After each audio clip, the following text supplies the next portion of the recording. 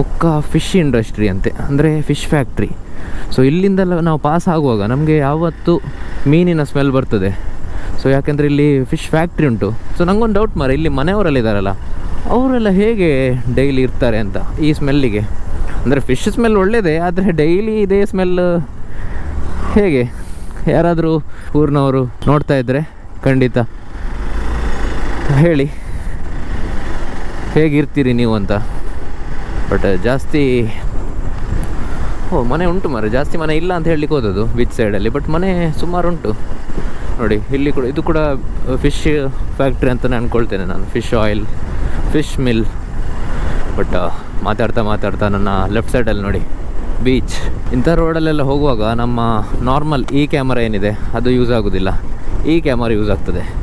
So ಇದಕ್ಕೆ ಈಗ insta 360 ಸ್ಟಿಕ್ಕನ್ನು Mount ಮಾಡಿ ಅದಾದಮೇಲೆ ಇಲ್ಲಿ ನಾವು ವ್ಯೂ ನೋಡೋಣ.